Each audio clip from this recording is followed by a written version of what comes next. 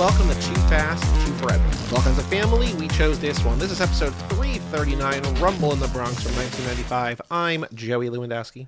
I'm Joe too, and this episode is brought to you by dirtbikeexpress.co.uk. At Dirt Bike Express, they aim to offer unbeatable value, but if you do find the same product cheaper elsewhere, they'll do their best to price match it as well. So shout out to Dirt Bike Express.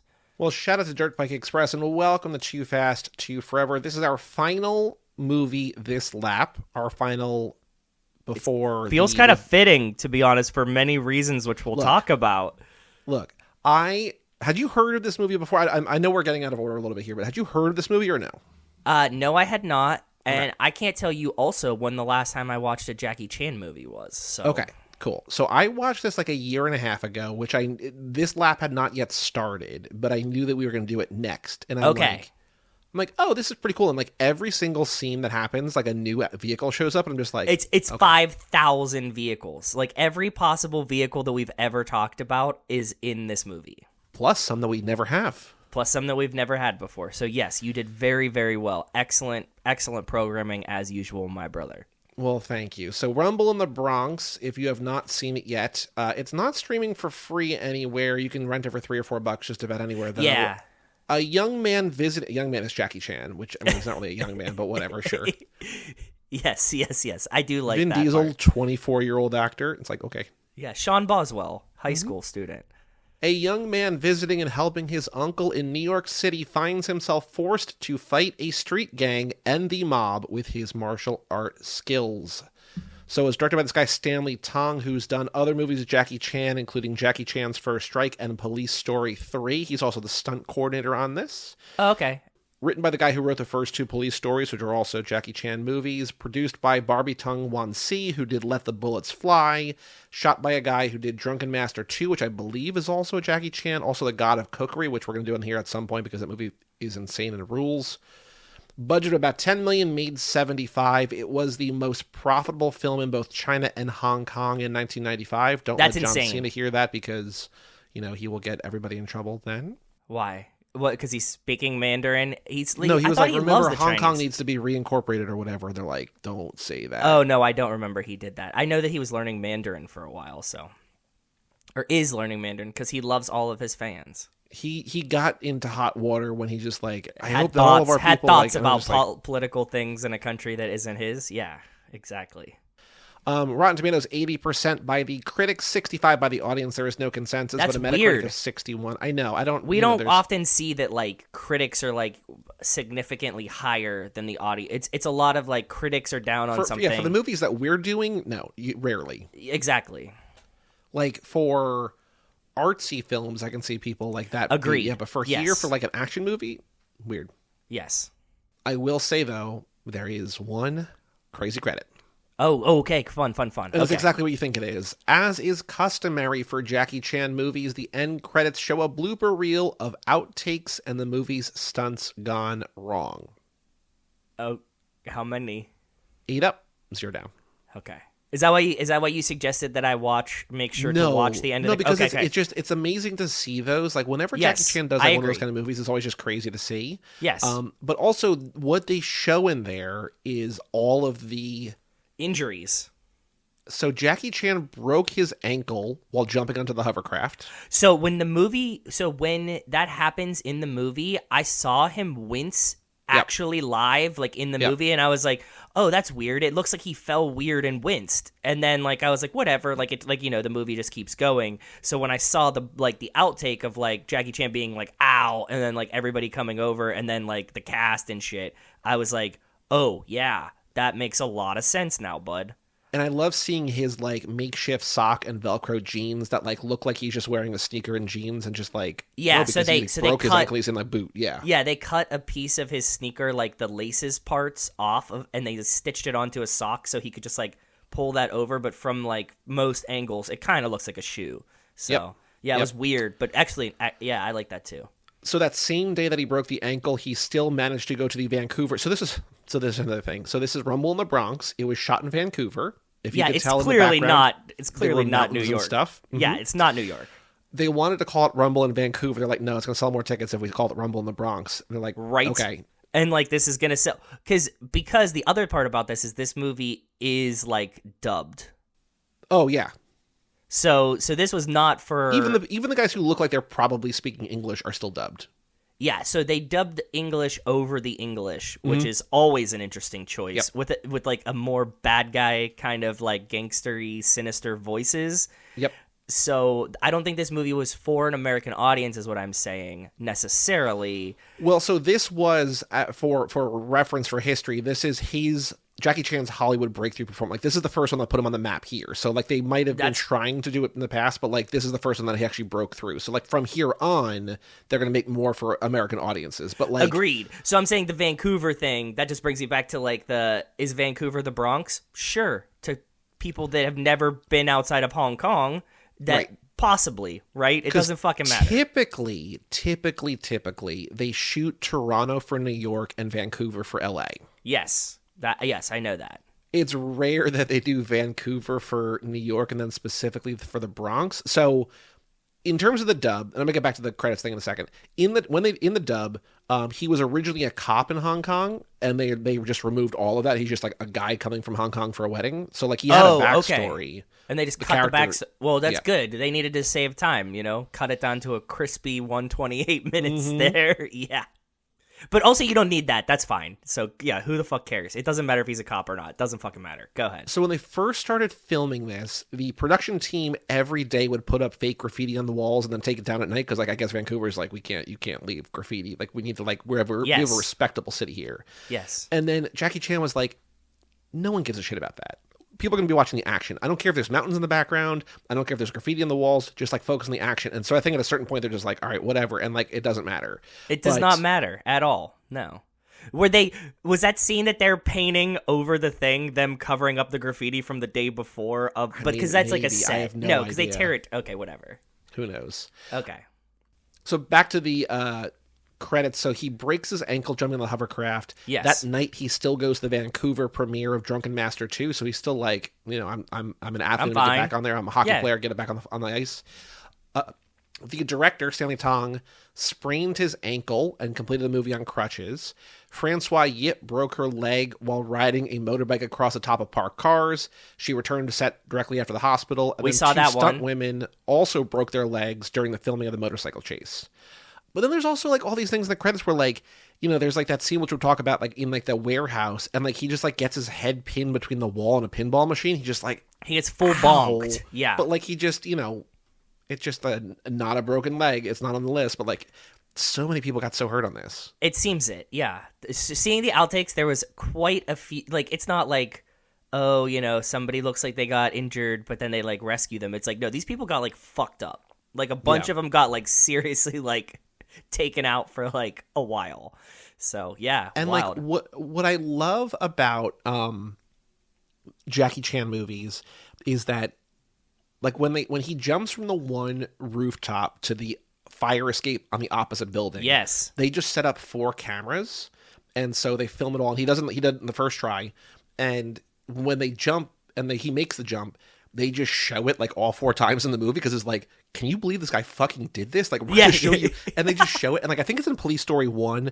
He like, I think they're in a mall, and he jumps on like a vertical like rope, essentially of all like little flags. There's like decoration in the mall. Okay. And he like slides it down 3 stories in the mall, and they show it like 6 times in the movie. It's like, does he keep doing this? No, we're showing you that he did this insane thing. They were all just like, fucking mind blown that this was like a real stunt that he accomplished. And you're like, you got to run that back. Like, and like we talk about it a little bit in the bonus episode for Broken Arrow that'll be out for patrons on Monday, but you can see Christian Slater doing the stunts, but here it's like the movie wouldn't work. It wouldn't be nearly as cool if Jackie Chan's not doing all this, like, because he's basically doing like Charlie Chaplin, like physical comedy, while also doing the most insane stunts of all time. It's wild. I have much respect for Jackie Chan, and this reinvigorated my love to watch some of these old movies. I definitely forgot how much fun Jackie Chan just was in general. So thank you for re-inspiration as well. Like, Bruce Lee movies, like when we did for the Tokyo Drift lap, like he's obviously amazing, but there's only like 4 of them, and he's like so serious, which is cool. And he's fighting. It's not as much like stunts like Jackie Chan. It's like just he is like such a physically good martial artist, which Jackie Chan can do, but then also water ski on his feet with a broken ankle. Yeah. You know what I mean? So like, yes. But like this is like there's like the Rush Hour movies where it's him and Chris Tucker, and like there's like like the language, like the literal like language barrier that like, do you understand the words that are coming out of my mouth? Like he's doing amazing stuff, but also like is like just doing like different kinds of movies. Like if Bruce Lee had lived longer, he might have done, who knows, you know what I mean? But like just to watch like two guys who are like the best at what they did in a kind of similar way, but also like to dramatically different paths and results and everything. It's so cool. I agree. Yep. I have more stuff that I'm going to discuss as we get through it in the movie, but I think I got a sense of it. But what did you think of Rumble in the Bronx? Rumble in Vancouver? I really, really enjoyed it. Like I said, like I haven't watched a Jackie Chan movie in a very long time. That was very awesome. It is absolutely great to see him do all of his own stunts, which are like, you remember, but then seeing it again after not visiting one of his movies in a very long time is mind-blowing. There was a lot of charm to this movie. Just general charm, just like the old convenience store marketplace was cool, just like of the time. The double dub is very fun. Like this is just a really fun movie. But there's much for me to like about it. I'm glad that you picked this one. What did you think about? No, I loved it. Like it feels like this is like such a good, cool movie that like shouldn't like everything about it's just like so fun and so well done, and also insane in a way that only could happen in the 90s. Like yep. Halfway through, you're like, oh, there's like a diamond subplot now. Okay, cool. Like now there's just like it doesn't. But the best part is this is again we talk about the slot, right? You're like, where did that go? Like, what are their it doesn't fucking matter in this movie. You're just watching just Jackie Chan just do wacky shit. That's it. It doesn't matter. They're like, yeah, you're right. Like they come in, they're like, where are the diamonds? And I was like, are these guys with the gang? And it's like, it doesn't really fucking matter. It doesn't really matter. He's fighting a gang for like half the movie. Also, he like, it's clearly being set up. Wait, we get no payoff on that. Okay, so it's clearly being set up that... Can we go through the story a little bit so I can get to my point? Okay.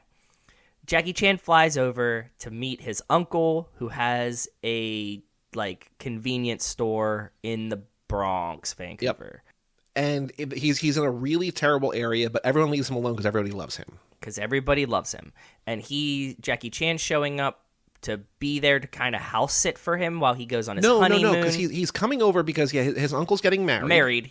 At the start of the movie, and then he and his new fiance, who Jackie Chan assumes it's this Asian woman, and it's a big black woman who like is in love with his father or his uncle. Great, right? excellent bit of comedy. Really like that. That's really funny. It worked well. Yeah, and wasn't racist at that point. No, it's just like it's a funny. It's almost like reversed. It's not. I mean, it's rare for a movie to be racist and like white people aren't involved. Yeah, exactly. Yeah, exactly. Right? But like, he's like, here's your. He's like, oh, here. Oh, you must be my auntie. Yeah. And his uncle's like, not everyone here's your auntie. Here's your auntie, and it's just like this black woman. It's just like, okay. It's hilarious. Yes, very, very well. So they get married, and then Jackie Chan stays behind to kind of house it for him while he goes on his honeymoon. Yeah. It's basically like, well, because I don't know if he was going to stick around, but I think or he was going to maybe house sit or whatever. But then the woman that his uncle sells the grocery store to, he's trying to sell the grocery store immediately off the rip. He sells it to this woman, and I'm like, okay, they're setting this up. This Jackie Chan's gonna like kind of assume ownership of the convenience store with this new woman that he seems to have a crush on, that he seems to like, and nope. And I also thought that he was going to be in like a love triangle. Nope, not that either. Nope. He just takes the biker gang's girlfriend, who's also just happens to be Asian, when the whole gang is like white or Hispanic. Yep. He takes the one Asian woman from them, and then they just like hunt Jackie Chan for 50-60% more of the movie until the mob comes in and tries to hunt him for the diamonds. Yeah. And they're like, and there's the white tiger guy, and just Yeah. But I mean, the love romantic story, like, it was such a weird roller coaster for me that I was like, I fucking love this, because it's like, oh, it's gonna be this woman. I'm like, okay, I'm just mentally prepared. Like, this is who he's gonna start, dating. How is this gonna go? How is it gonna play out? And it's like, nope, he likes the hot younger one. Of course. We talk a lot about Jason Statham, right? We talk about how like many people think he's handsome, and I don't really see it. Like, I guess I could kind of get it because he's just like a famous guy, but he's not stereotypically handsome, right? Like George Clooney, I get. Sure. Jason Statham, I'm like, it's a type. It's a type. It's a type. In this movie, everybody's like, Jackie Chan is so handsome.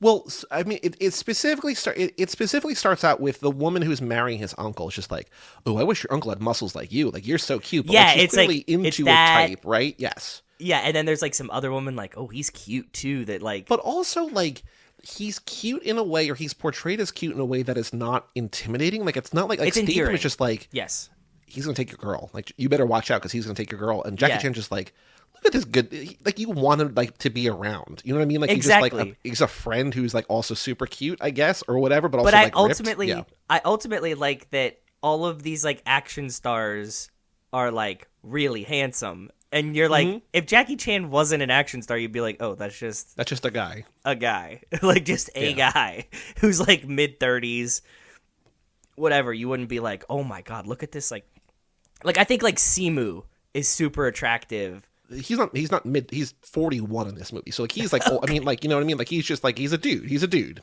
Yeah. But like if you saw Simu, you would be like, "Oh, Simu's pretty handsome," you know, or But the guy also, from Crazy Simu Rich is also Asians. now, yeah. I mean, Simu, yeah. Well, yeah. I mean, there's a difference now. Like, if Jackie Chan like came of age today, like he'd have Marvel muscles. You know what I mean? We're just like here, he's just like 90s rip, which is like big biceps and like just like literally working up by picking up like bottles of water or whatever. Yes, yeah. Gallons of juice, yeah. But like there is no real payoff to the grocery store at all. At Like, all. Like he's just there. Like it they gives just him tear reason it down to at sort some of stick point. around. Yeah. Mm-hmm. Yeah, that's the only, and it's just a place where the gang can come in and fuck with his not girlfriend because of him. But yeah, there's no like love triangle. There's no like he doesn't owe anybody anything. Like the uncle has sold the business. It's totally out of his hands. He's not protecting it from the gang to save his uncle. Nothing. He has his only job is to just fight this whole movie. And like what's really funny about like the first like the fight scene when like the gang comes in, like they don't know him yet, right? And they come in to like just steal stuff and he stops them. And like in stopping them, I know that like it's you kind of have to or whatever, but like he causes so much destruction to this store. Like he's just like throwing people through windows and through like displays and like into shelves and like everything's falling all over. And it's like I appreciate it, but also could you not? Yeah, you're just making this worse. She eventually is like, just like, okay, beat it, steal the candy bars, get going. And he's like, no, I'm going to cause thousands of dollars worth of damage and bring them back here every week to destroy your store again like it's a fucking comedy bit. Mm-hmm. Yeah. The store basically exists, I think, because they need him to encounter the gang in a way. Like, before the uncle goes on his honeymoon, the gang is like doing a drag race outside. Like they're doing like a down and back, like on dirt bikes, right? And like he goes outside to like, hey, don't like ruin my car. Well, because his uncle has like a special car that's like this old school, like classic limo for his wedding. So he stops him to not ruin his uncle's car for his wedding. Right. And so like they're not like pissed at him for that, but like between that and then again, when he stops the robbery or the whatever at the grocery store, that's like the only reason it exists, so that like they could have this like vengeance against this guy who otherwise is. And then he steals. Well, then he steals the gang leader's girlfriend. Well, yeah, there's that, of course. Yeah. But you could also just like do that, right? Like he just like is like hanging around, like meets her, and then like that's. But who knows? Maybe the whole gang wouldn't be after him, but I don't know. Once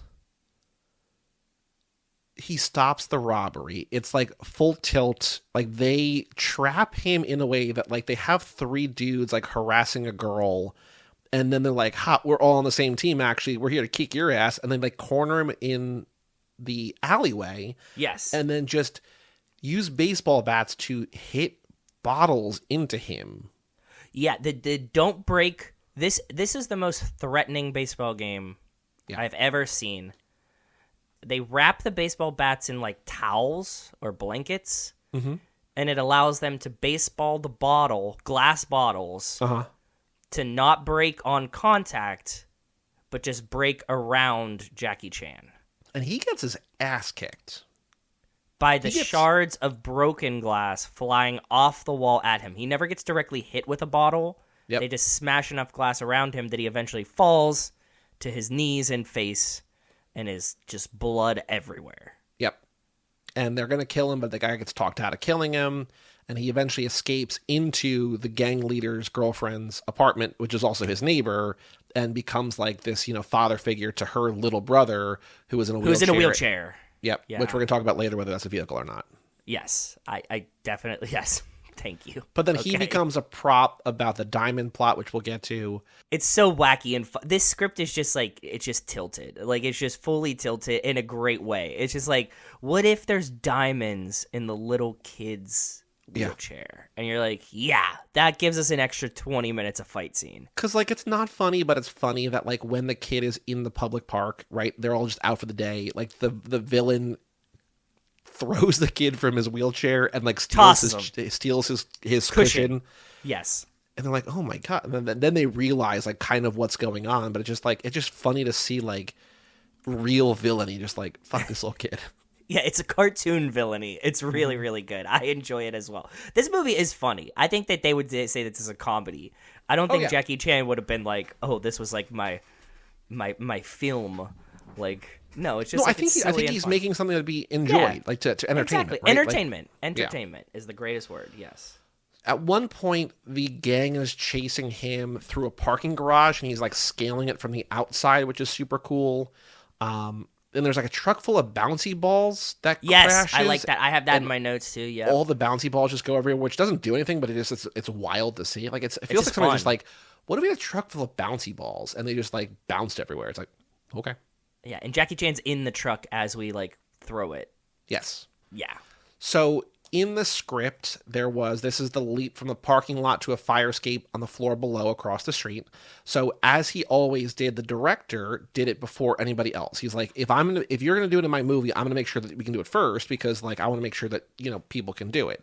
So, he did it with a cable harness. Okay, that's what I was going to say, because it looked like Jackie Chan just fucking sent himself and, like, landed it. And, like, I was like, there's no way the director was like, I also do parkour. And you're like, yeah, no, probably the director's not. like a stunt guy and a director. Like, they're all just, like, doing it. Because, like, if in the credits, like, it's like the stunt coordinators are Stanley Tong, the director, and Jackie Chan. Like, they're just the guys who are, like Jackie Chan. That's still fine, but, like, not doing it, like, in the scene that they show you the outtake, it's like, he doesn't, go ahead, continue. Wait, hold on. Also, like, Jackie Chan taught all the local stunt people how to fight Hong Kong style. Like, that warehouse fight took 20 days to film, so, like, it just... okay. That's cool. Whatever. So, the director does it with the harness. He's like, no, it's safer without the harness. I don't know why, but he's like, it's safer without the harness.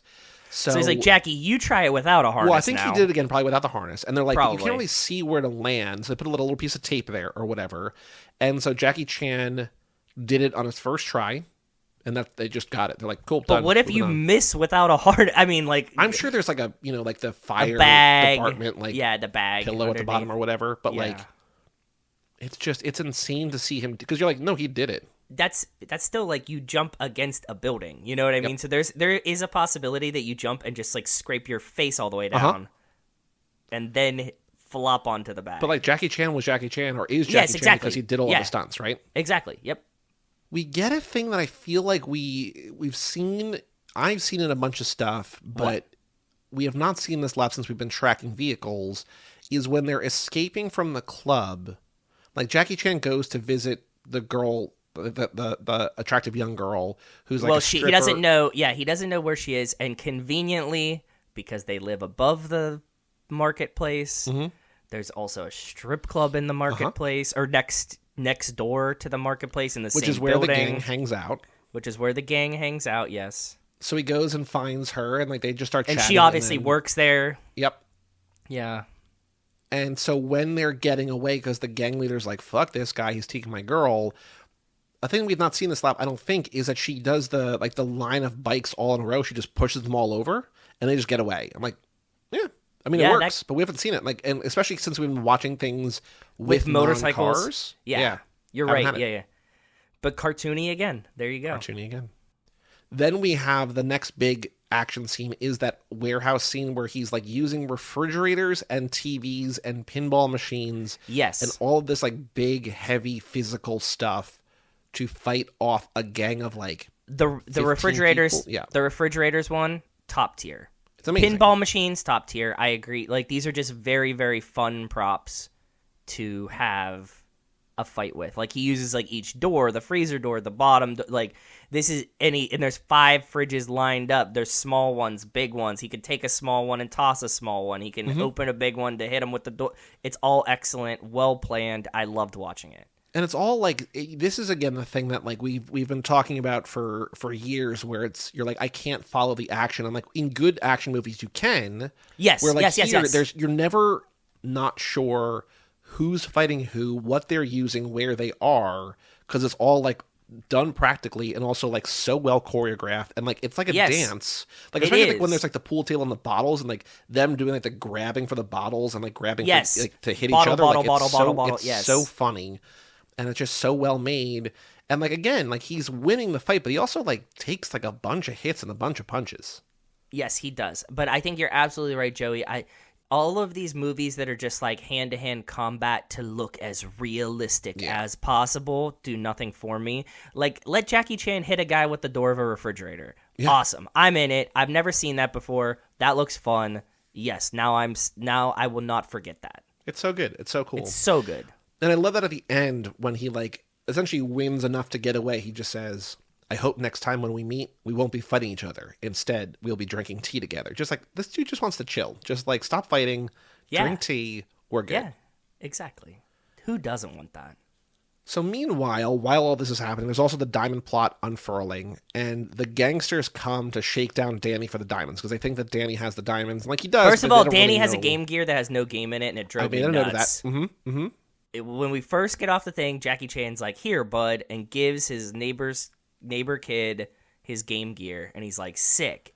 And then we see him later, and he has a Game Gear, and I loved Game Gear. Bleeping and blooping. And there's clearly no cartridge installed.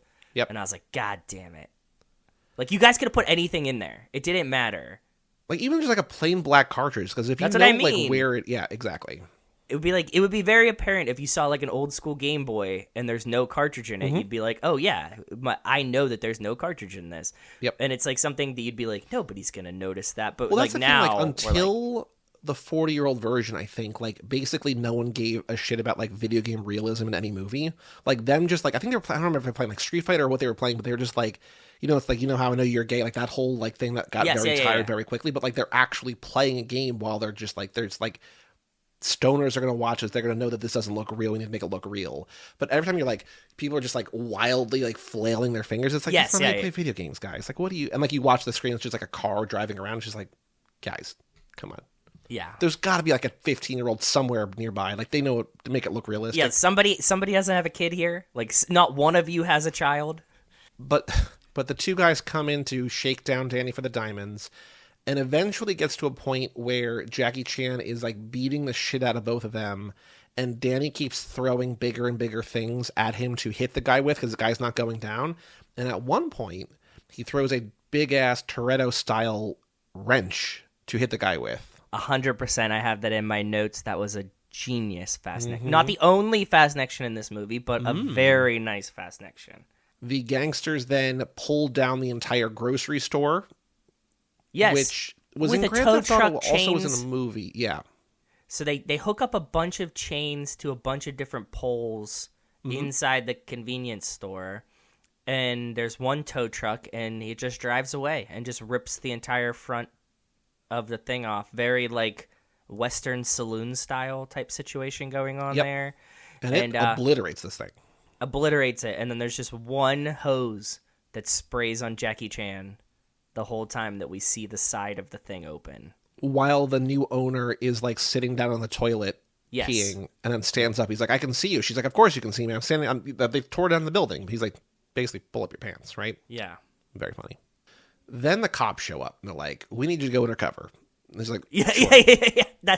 This movie is flying. It's blisteringly fast, because like we said, this is an hour and 30 movie. My review for this, and I didn't remember this exactly. I remember loving this movie and that it was crazy and that it had a lot of vehicles, but like my review of it, like, you know, a year and a half ago was true, where like almost every single scene, the next scene is the best scene in the movie. It just like keeps getting better and better and better, and wackier, crazier and crazier. Yes, exactly.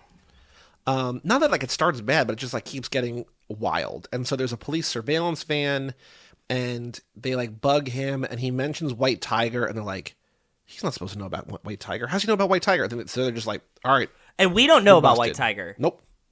Just first time we've ever heard that name, right? Mm-hmm. I think so. And it's like, why is he asking for the boss? And we're like, is that who the boss is? And you're like, okay, sure. But it does, again, in this movie, doesn't fucking matter. Just a white guy on the golf course. That's all you need to know.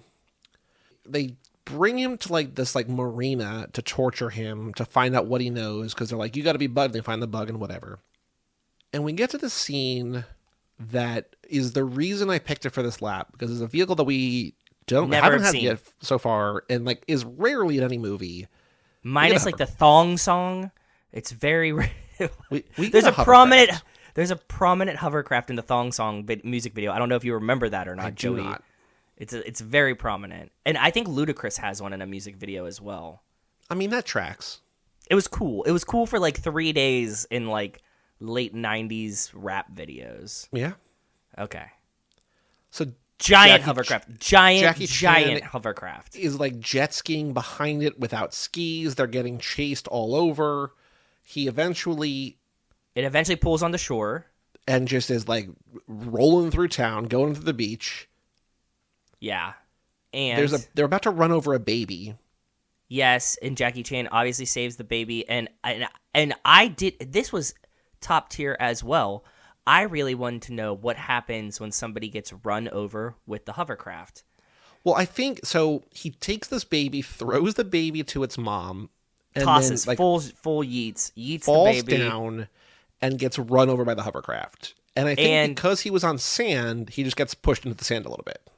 Yeah, he just gets sand. He becomes level with the sand, face into it.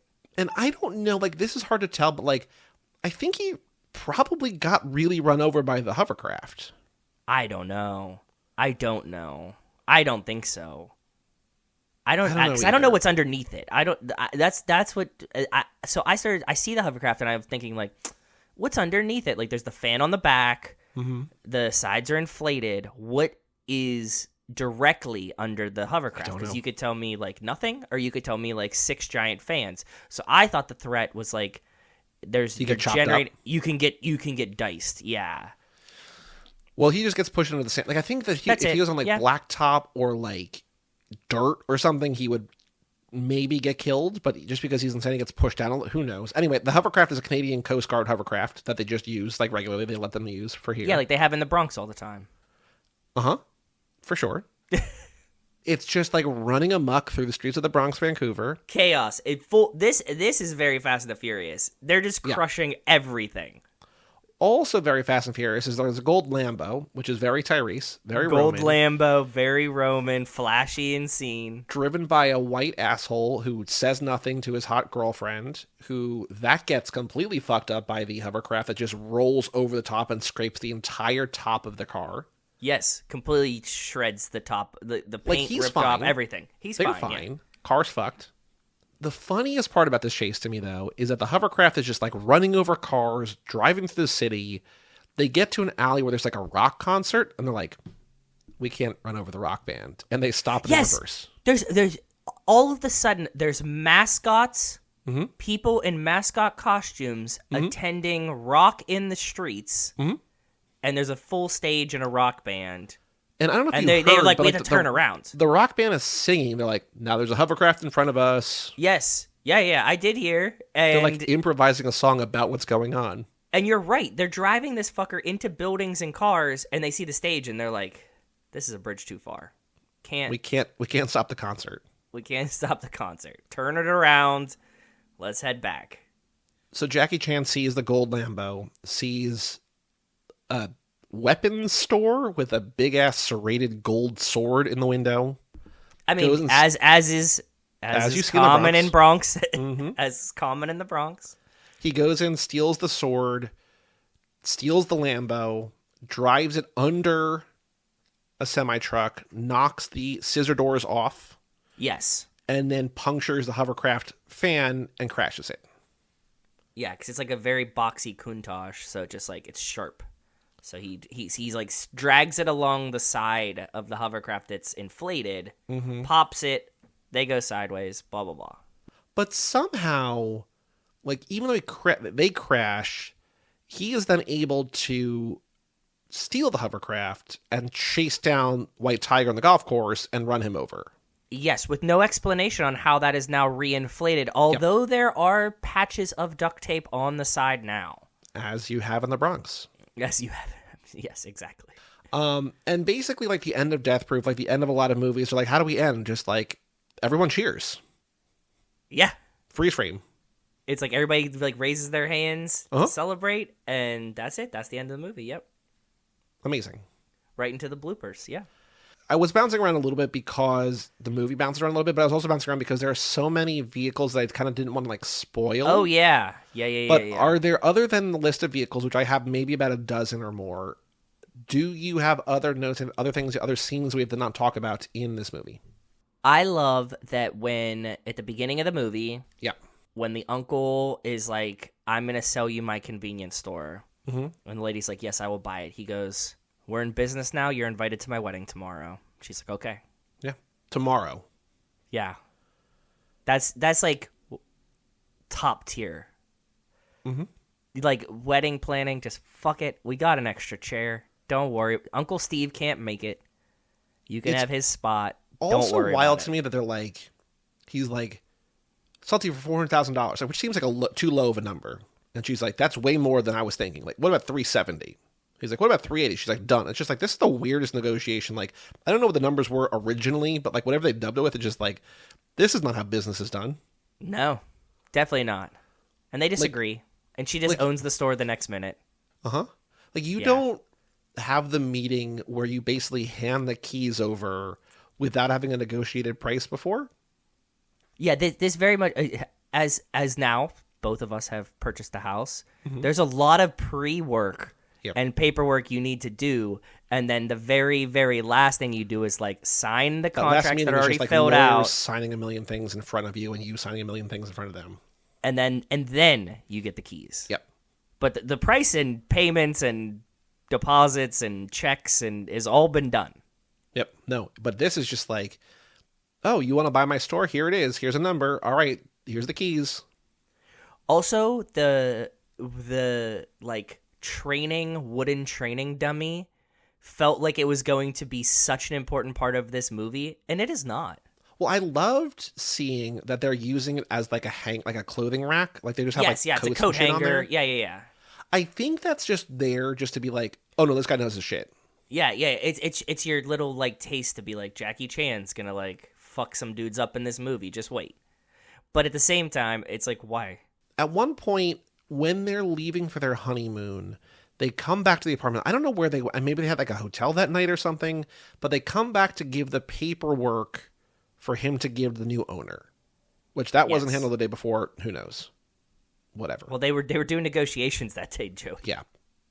And Jackie Chan is like working out. He does like this, like, handstand. He like waddles over to the door, sees them, and gets like really nervous and goes and runs and put on pants.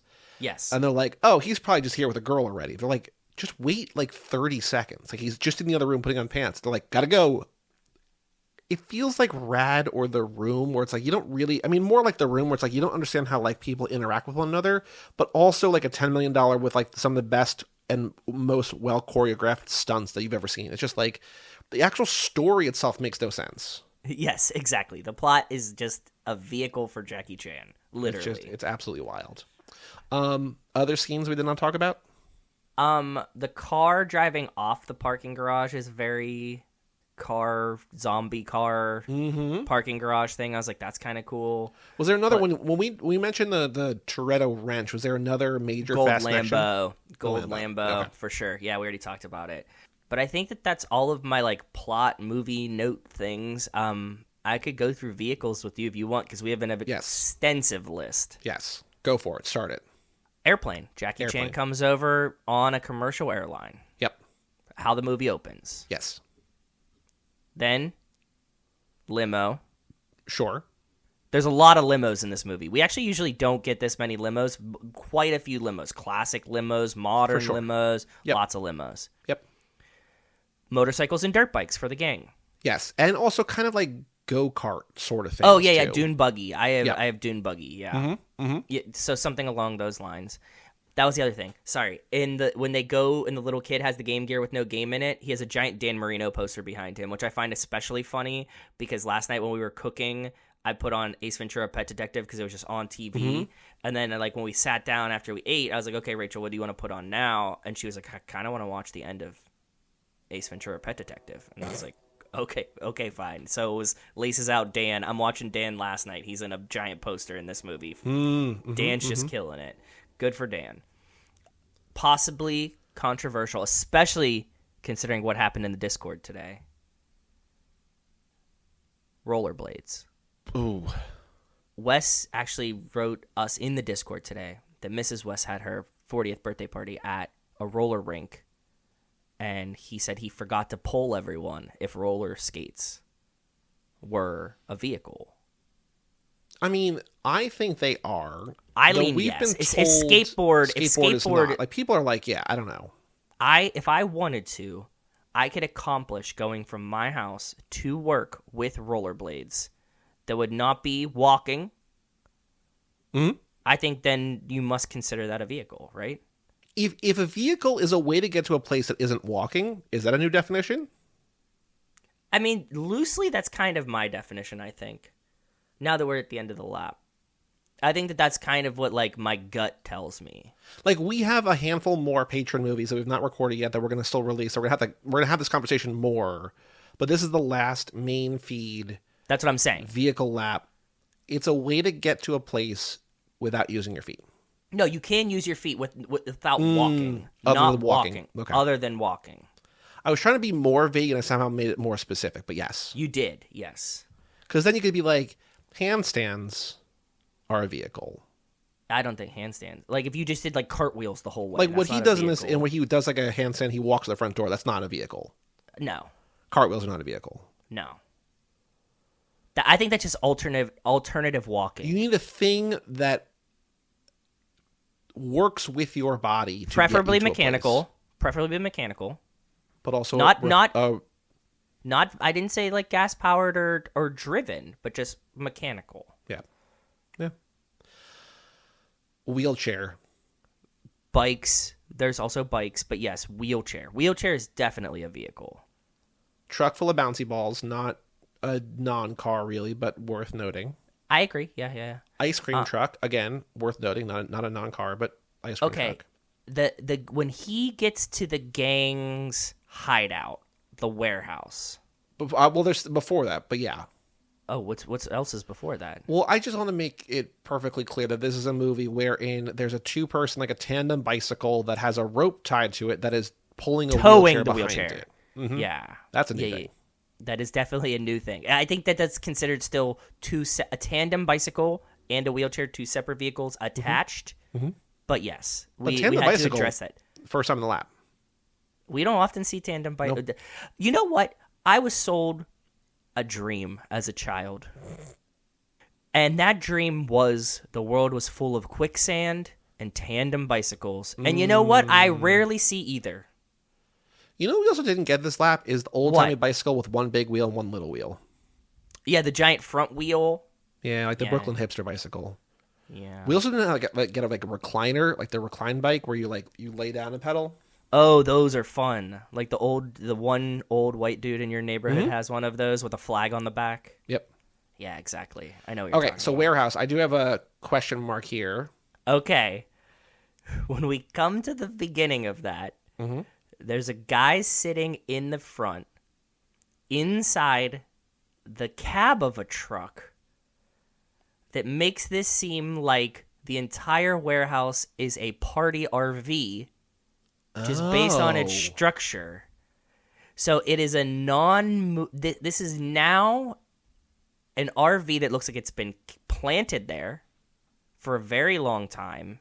An enormous RV.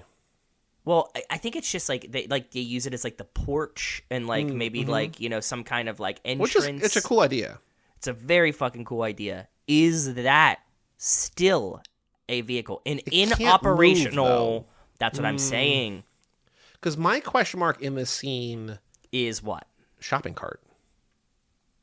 Shopping cart's of course a vehicle. Of course.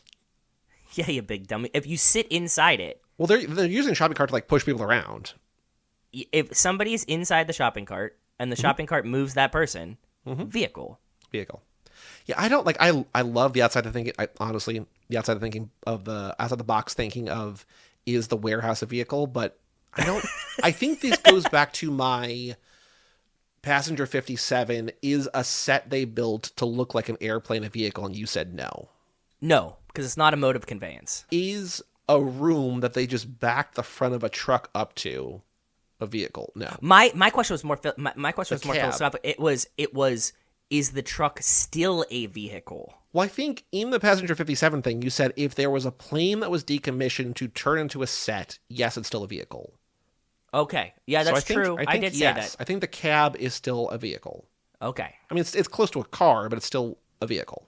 Yes, I think so. Okay, that works for me too. Tow truck.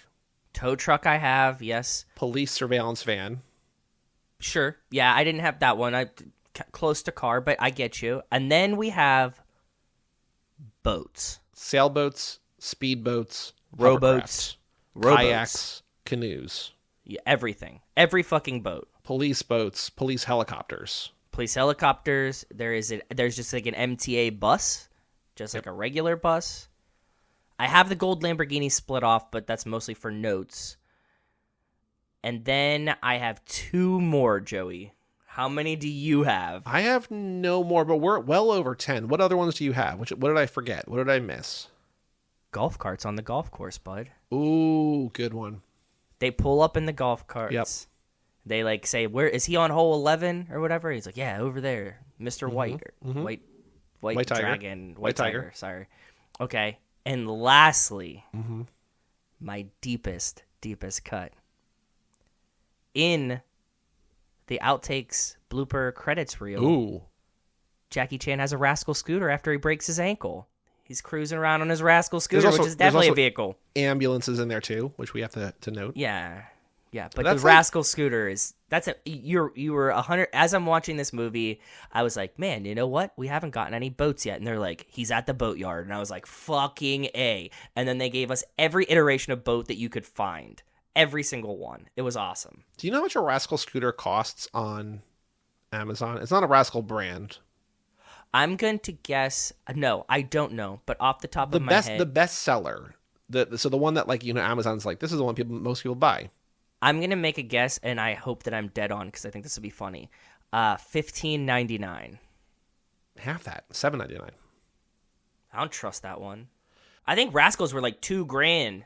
Well, this is a Vive, Vive, V-I-V-E. The next one, they're all like 600 or under.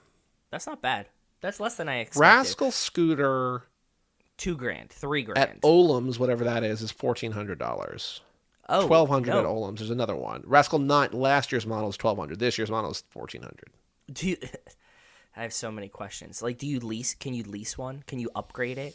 What's your trade-in terms? How many miles do you get on your lease of your Rascal? How many miles, you say? Yeah. Like, what's your lease terms? 36 months, 0 down? 36,000 miles. Yeah, 36,000 miles.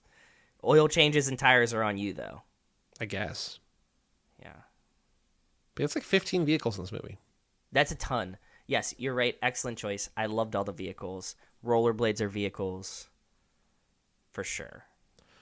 Let's watch the trailer. It's only a minute long for some reason. Rumble in the Bronx 95 official trailer. Jackie Chan, Anita Mui action movie HD, posted by our friends formerly Movie Clips Classic Trailers, now Rotten Tomatoes Classic Trailers.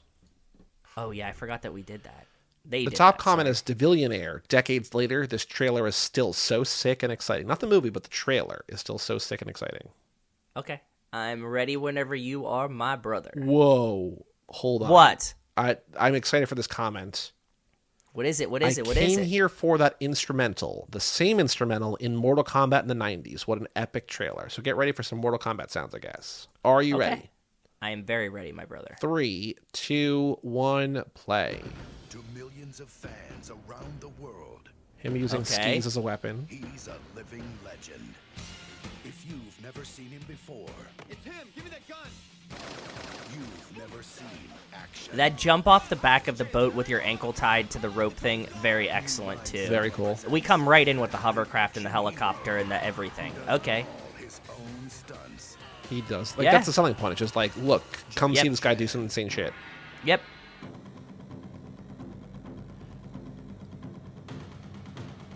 Oh, yeah, here, I guess this is the Mortal Kombat instrumental. Okay. Tiger. Oh yeah, there's a tiger. I forgot about that. Yeah. She's in a cage with a tiger around her in a different cage that threatens her inside the small bird cage. Yep. And he goes, Yeah. aren't you afraid of that tiger? She goes, no, we've been friends for a while. In the Bronx.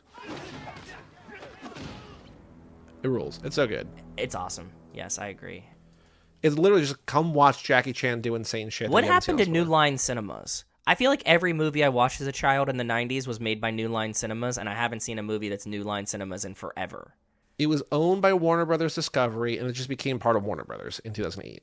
That makes sense, I guess. Yeah. Like, New Line Television was from 88 to 08. New Line, or Fine Line Features was 91 to 05. And then New Line Home Entertainment was 90 to 2010. But New Line Cinema just became a part of, like, a subsidiary of Warner Brothers. That makes a lot of sense. They had Nightmare on Elm Street. They had Turtles. They had Lord of the Rings. They merged with Warner Brothers.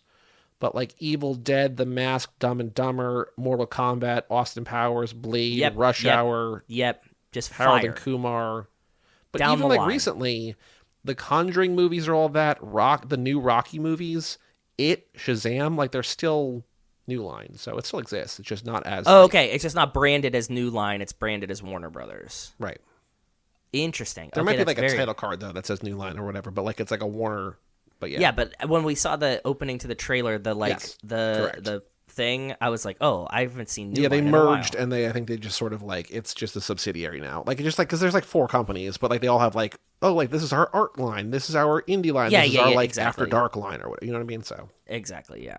All right, so Letterboxd game, for reference sake, Mad Max Fury Road, 1.7 million people. Rumble in the Bronx, 1995, directed by Stanley Tong, starring Jackie Chan, Anita Mui, Bill Tong, and Francois Yip, has been seen by how many people?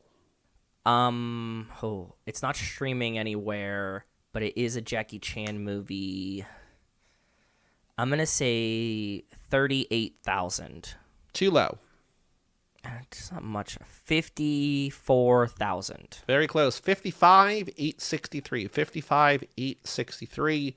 That's a pretty big number considering what, you know what I mean? Where it is, when it is, blah, blah, blah. But yes. Well, I think if you're looking at Jackie Chan movies that like aren't his voice, it's like the Rush Hour movies, it's the Police Story movies, it's like Shanghai Noon, Drunken Yes. Master. There's not like that many really. Like there's maybe like 8 or 10. So like if you're gonna really, and then See, I had some no kinda concept of that cutie either. stuff, I never, yeah. you could have told me Jackie Chan's made 600 movies, I mean, and I'd he's have been like, made yep, sure. 200 movies apparently. Has he? Letterboxd has 208 listings for him. That's insane. But are a lot of those like stunt credits or something? You know what I mean? They're him as an actor. A- Letterboxd splits actor it out. listed Yeah. 200 movies. Yeah. Were all of them like in China before he came here or something? Like what? I honestly don't know. There's like some documentaries, some like small stuff. I think probably a lot of like maybe straight to DVD stuff. I don't know, but there's a bunch of stuff on here. But like this movie, which you weren't like super familiar with, maybe it was like this is like his 20th big one. Like it's Kung Fu Panda movies, it's Rush Hour movies, it's the new Karate Kid. It's like all Rush like, Hour, sure, yeah. a lot of kid stuff, and also just like sort of whatever. So. Average Yes. rating of a 3.5, most common a 3.5, then a 3, then a 4. How many people out of those 56,000 have this in their top 4 favorite films of all time? Gotta be 8. 8 is a high guess, I think. You are too low. 17 was my original guess. Too low. One more guess. 24 max. 83 people. That's insane. People love this movie. It rules. No, it is, but I mean, like, for an older movie that's like a deeper cut of Jackie Chan that's dubbed, that's nowhere streaming, that's this old. That's a wild number. I think that's very, very high. And based on our 0.1% ratio, 80 to 55,000 is high too. It should be 50. So it's like 1.5 times higher. Yeah. That's what I mean. That's still Or like 50% higher, usually yeah. So there's 2 options. Do you want to play Long, Bright, Dark, or Woodstock? Oh, Who's more fun? Just give me whatever one's more They're fun. both. You're going to be able to get, I think, 3 of 4 on each. I like Woodstock, like the concert, or Woodstock, like the Snoopy character. Unclear. Their profile picture is something that maybe was made by AI. I have no idea. It's Woodstock with an underscore between C and K. Give me longest, darkest, deepest. Long, bright, whatever. dark at Coop at Long, Bright, Dark on Letterboxd. I'm literally too excited to write anything coherent right now. This movie effing slaps harder than a wet towel in a boarding school locker room. 5 stars. This is wettest, brightest, darkest? Yes. Okay. Long, Bright, Dark's number 4 favorite film of all time is this movie. Okay. He's got, I'm assuming I don't know, who knows. They have 2 movies from 1982. Interesting. I don't know any movie. Yeah, like killer year for cinema, 1982. Well, these are 3 huge movies. Okay, that's good though. One of which you love, which has been been seen by 630,000 people. Okay. And then the 2 from the 80s are 1.3 million and 844,000. Like, these are all big movies. Big movies. Yeah, those are big Letterboxd numbers. Yep. The first one, the new one from in the last 10 years, I think you typically add an S to this movie, even though there's to the title, even though there's no S in the title. Spring Breakers? No, there's an S in Spring Breakers. Bad Neighbors. Just called Neighbors. There is an S. Oh also yeah. there, too. Well, I told you the first time that I watched Bad Neighbors. I know you watched a foreign rip. I know. Yeah, so for me, the title was always Bad Neighbors Neighbors. because that's what it was in China when I The watched big the hard hint coded. What? is this has a bottle of Sprite on the poster, Bottle of Sprite on the poster. and like most of the poster is a bottle of Sprite. Came out in the last 10 fuck? years. A movie you love, a movie you add an S to the title. I forget how I get you here. We've definitely had this in this game before. A bottle of Sprite on the poster. What movie Yeah. has a bottle? Is Sprite a thing in the movie? Uh-huh. Or did they just choose to... Nope, it's in the movie. Cock blockers? Nope, What is that's it? just Blockers. That also has an S. Yeah. Directed by 2 people. Okay. They've made a handful of other movies. They have recently, if you've been paying attention to Hollywood gossip, they have recently split up as creative partners. Is it, oh, fuck. The Matrix Sisters. Nope. A handful of years ago, they went separate ways. But like these people, literally in the last month, split up. Split up? Not like split up, but like no longer going to be Yeah, they're not a tandem doing things anymore. together. One of them has become a pretty prolific actor. He's also an actor in this movie. Somebody that's an actor in this movie? Who was in this movie? Besides Jackie Chan? Oh no, not this movie. Sorry, the movie you're trying to guess. Oh, okay. I don't know. Sprite on the cover. Is it I like will a say the gangster movie? tagline Please. is, "Are you ready for a blank?" And the blank is the name of the movie. I don't know what it is. Are you ready for a Sprite? Sprites? No. What is it? How have I gotten you here in the past? It's a movie you love. Came out in the I last love 10 this- years. Well, I usually, if I like love this movie, then I should know the movie poster or Sprite. Like, which the fuck is it? I will also say, this is not going to help you, but in the Racer Trash, what did they do? I think they just did like an hour-long Daft Punk thing. They did this movie as like a 15-minute chunk in that, and I was like, you should watch this, especially this part. Tron? Tron Legacy? There's a Tron 3 coming out, by the way. Oh, is there? Yeah. That's kind of cool. Is Daft Punk doing the soundtrack again? Do we know? Don't know. They should. I like Tron. Go Actually, ahead. who did the music? Because the music in this movie is very cool. Music done by Daniel Lopatin. Oh, Yeah, that guy. No, 10 Tricks Point Never. What's that mean? Oh, that's an art. He's an artist. He did the score for this movie. I don't He know also about did the this. score for The Bling Ring and Uncut Gems. Okay. And Uncut Gems is a very big hint. Diamonds, Directed by Sapphires. 2 people. rubies. Directed by 2 people. I don't know what it is. One of them is in this movie. I seriously don't. I'm Uncut Gems totally is also blank. directed by two people. I don't know who directed Uncut Gems. Oh. They also directed Heaven Knows What, which is a movie you don't know. Nope. But one of them, the now sort of becoming prolific actor, was in Oppenheimer. He was in The Curse. Is it Matt Damon and Ben Affleck? No. They broke up recently. He was also in Are You There, God? And Is Margaret. one of them is now an actor. Sorry. How have I gotten you here before? I have no idea. Tell me what it People is. are I give up. Screaming. I'm sure that they knew from the Sprite thing. I don't fucking know. I can't think of any movies that have Sprite in it. It just makes me think of like what, like Wells or who has it in their Twitter bio? Reaction Rocket. Yeah. Sorry, it just makes me think of The Reaction movie. Rocket. Just like I love Sprite and Fast and the Furious. From 2017. Yes. Directed by Josh and Benny Safdie. Oh, okay. Starring Robert Pattinson. Oh, Good Time. Good Time. Which you often There call we go. Good Times. I always call it Good Times. Thank you. I had Benny Safdie in my brain. Should have said it. I should have said Benny Safdie, but I couldn't remember if he had a brother tandem person because now the curse, you know what I mean? These kind of things. So, yeah. There's the Sprite bottle. Yes. I don't know if you ever saw that poster, but yeah. You're right. It has like a soda bottle, and we know that it's Sprite from the movie. Also, the cap's green. And the cap is green, but that could be 7-Up. It's also not Sprite that he's tracking down drugs in the movie, right? Yeah, exactly. Okay. Boy. Okay. So now the good thing. Long road. We're now good. the good thing is that we got the two movies from 1982. Exactly. My favorite movie Which year. are two, I would say, Letterboxd All-Stars. The Godfather. Not from 1982. They're both from the 70s, and Godfather 3 came out in 1990. Okay. 1982, both science fiction films, both some of the biggest science fiction films of all time. Star Wars. No. Okay. I don't know. I thought we were playing fucking Jaws as a horror movie game again. Here we go. Well, Star Wars is also definitively sci-fi.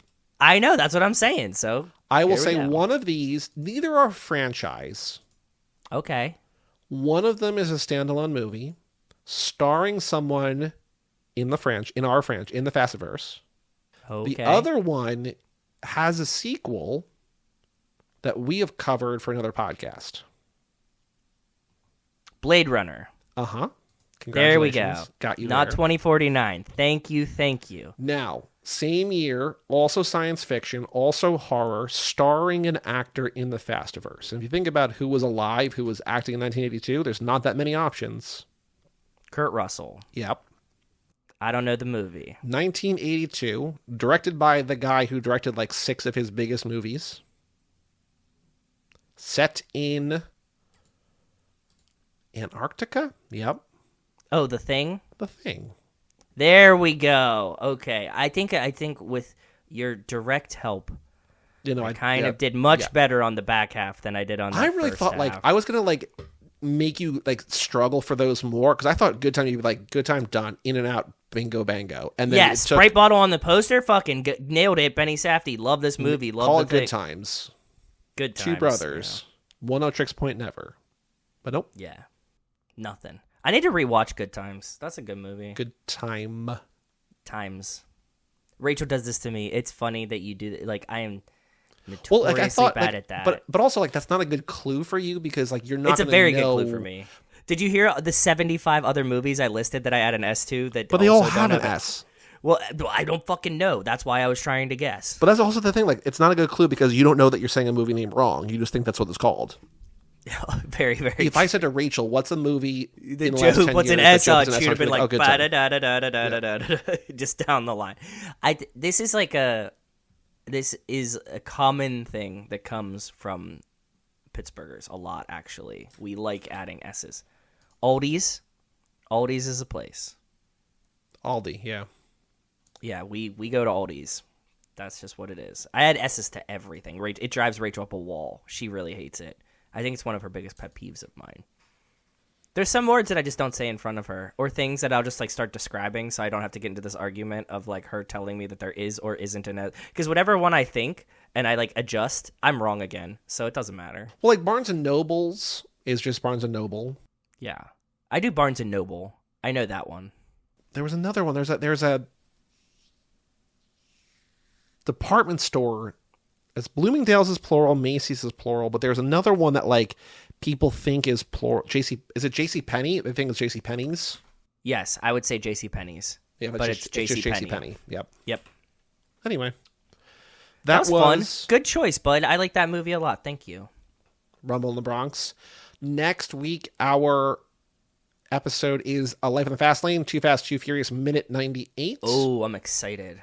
Between now and then, our patrons will get Broken Arrow as the start of basically 6 weeks in a row with a bonus episode. So if you're not a patron yet, go to toofasttooforever.com. But shout out to our patrons at the $5 level or above. Cassie Wilson, Nick Burris, Alex Ellenen, Justin Kleinman, Brian Rodriguez of High School Slumber Party, Wes Hampton, Jerry Robinson, Dan the Duke, Hayden Renato DiDonato, Michael McGann, Lane Middleton, Lindsay Lewandowski, Nate Milton. I don't know why my sister still gives me money. Whatever.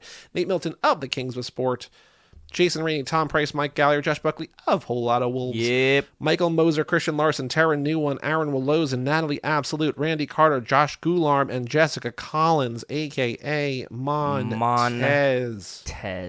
Thank you all for supporting us at the $5 a month level or above. All of those people, along with everybody else on the Patreon, are going to get 6 weeks of bonus episodes. Just all of those people we love. That's what I wanted to say. We do love all those people. Yes. If you want to join those ranks, toofasttooforever.com. Even $1 a month gets you in the door. But for all things Too Fast, Too Forever, go to cageclub.me, facebook.com/toofasttooforever, or at toofasttooforever on Twitter, Instagram, everywhere, YouTube. Threads. Blue Sky. We're not on Blue Sky. Email us. Wait, what's Trump's one? Truth Social. Truth Social. Yeah. Find us on Truth Social. Email us, family@cageclub.me. Check out our Patreon page at toofasttooforever.com and our store at cageclub.me/shop, and come back next week for our last Life of the Fast Lane of that. Ever before we die. What? By the way, we will be doing a bonus episode on the main feed. Not a bonus episode, but like we're going to, between laps, between the tune-up and the kickoff to lap 14, we announced this in the Discord. If you want to join the Discord, you have advanced notice for this. We are doing Ferrari, Michael Mann's Ferrari, between these laps, between 13 which I'm and 14. actually really excited to see. As I told, when I went to Italy, I saw Enzo Ferrari's office at the Ferrari factory. So I'm very, very excited. Very cool. It is available for digital, whatever. Now it's coming out on Blu-ray in like March, but like you can rent it, you can whatever. Yeah.